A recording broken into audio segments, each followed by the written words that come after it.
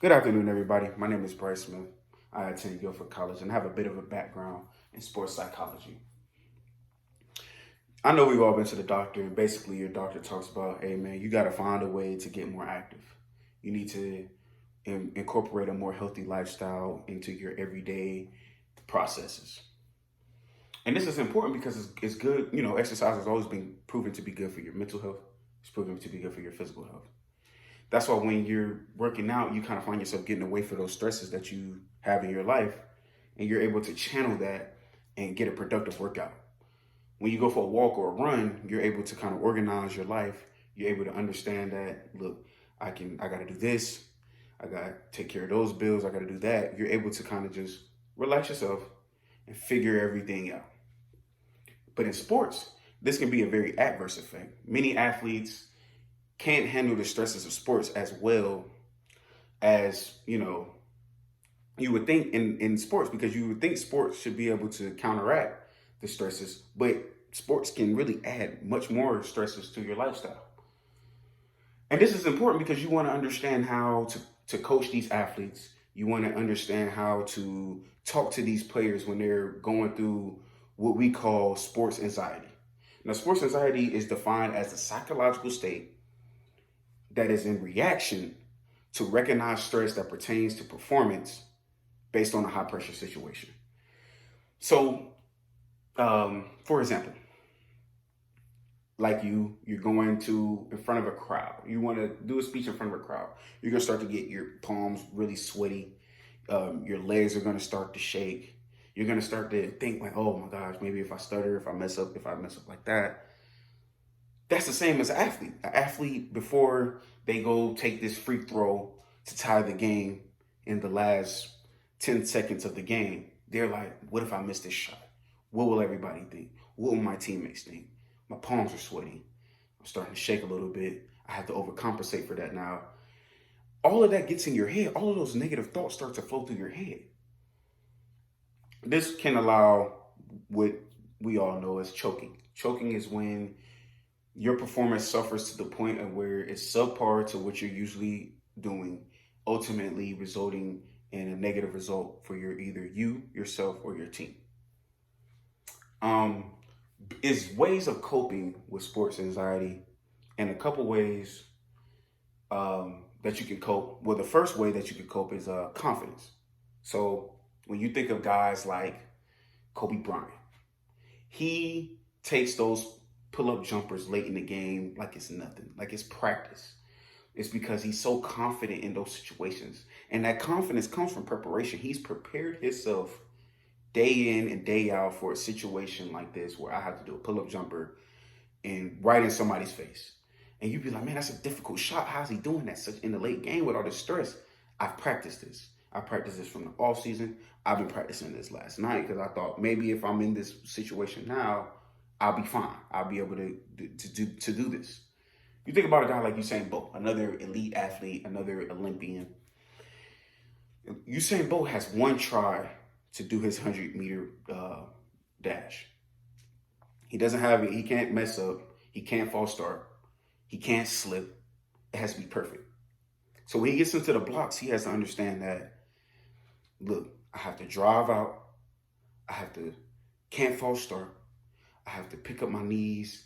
I have to carry that speed, and I have to finish. That's what's going through his head. And he always executes it consistently. He executes being perfect in those situations. It's rarely a time you see Usain Bolt not finishing first. It's rarely a time you see him false starting. All of that comes from confidence. All of that comes from preparation. He's prepared himself to be perfect in that situation all the time. But if you look at Kobe and you look at Usain Bolt, man, they're so different. Kobe's more of a hard worker. I'm going to work harder than you all the time. I'm going to constantly be in the gym perfecting my game. That's not to say Usain Bolt's not always perfecting his game, but he's a little bit more of a showsman. He wants to have fun when he's working. He's gonna show off before the race. He's gonna jog after he beats you 75 meters into the race. He's gonna jog the rest to let you know that, man, you're still not fast enough to catch me, even if you're running your hardest. And afterward, he's gonna continue running the track, celebrating, doing what he does best. But they get the same results out of it. It's because they both know how to handle those high pressure situations with confidence and preparation. Tiger Woods, when he putts, Tiger Woods has won multiple Masters, and a lot of his Masters have came down to that final putt. What are you going to do in the final putt that makes you better than the next man? And he said, man, I practiced it in the rain. I practiced it in high grass. I practiced it in low grass. I practiced it from far, from left, from right. He's practiced all of that, so nothing is phasing him. He's so confident in that situation that many other guys that wasn't practicing putting as well because they were so, putting's hard. You would think it's an easy thing to do in golf because it's the closest shot, but no, it's harder because you're in your mind, just like a free throw. Nobody's in front of you, so it's harder. Another way to cope is the self-talk. A lot of guys do self-talk because it's easier. It'd be quick. When you have a little break in the game, you can self-talk, you can speak to yourself, and you can get that perceived control over your environment. For instance, LeBron James. LeBron James uses the self-talk method.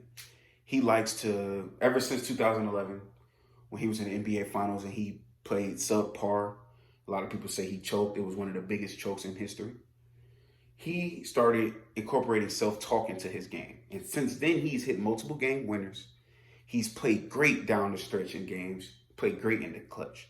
And when you see him, when somebody else is taking a free throw and he's just relaxing, you can see him on his knees, kind of eyes closed, talking to himself. Like, you're fine, you're good. Releasing all the negative thoughts, understanding that this is what I have to do, and understanding how I'm going to go about doing this. Basically keeping you in the moment and making sure that you can thrive in the moment. Another way that will help you is breathing techniques. Breathing techniques is great because you need to always keep that oxygen going to your brain. You have to always keep the oxygen going to your muscles so that you can still perform. So if you're breathing, you're understanding, splash of cold water, it'll be great for you to be in those high pressure situations, understanding that, okay, this is my technique, this is what I have to do. And that can go hand in hand with self-talk. Breathing, having self-talks, those two mixing, you can get that confidence back. And it all ties in. And not only does sports anxiety affect the players, but it can also affect the coaches. If you think about coaches are under a lot of high pressure to win big games. A lot of big games are very close because they're two good teams. So a lot of big games are close. So if you have all that pressure to win and you can't even go out there and play, man, that's a lot of stress on you. That's a lot of anxiety. So you might project your sports anxiety on your players during practice because you're trying to push them and push them and push them. And it's like, man, they're getting out of their comfort zone. And now that they're out of their comfort zone, their confidence is low. Now it's making them harder to play. It's making it hard on them to play. So as a coach, you got to understand that you're going to have sports anxiety and you can't project that sports anxiety on your other players. And that is important because you would hate to just be the coach in that, and you affect your team in a negative way when all you were trying to do is keep everything positive. When you look at the way coaches talk to players, most players don't respond well to negativity. They want a coach that is supportive of everything they're doing, no matter if it's game, practice. If you're a coach that supports your player is going to be more confident in himself. This can go hand in hand with parenting, for instance. If you're a parent and you're constantly scolding your child, you're constantly negative on your child may not have the best self-esteem. So that's also the same as a player. If you're constantly scolding, you're constantly on him, every time he messes up, you take him out the game. All of that can go into his confidence level or her confidence level. So now they're like, oh man, I have to be perfect. And I'm not confident enough that I can be perfect. All of that can tie into it. That is why it is important to understand why athletes go through sports anxiety, why it is important for you to understand that sports anxiety is a thing and how mental sports can be for an athlete. Most of all of sports is mental. So understanding that will help them in the long run rather than you just always practicing the physical portion of sports. Thank you for listening to my talk. Hope you have a great day.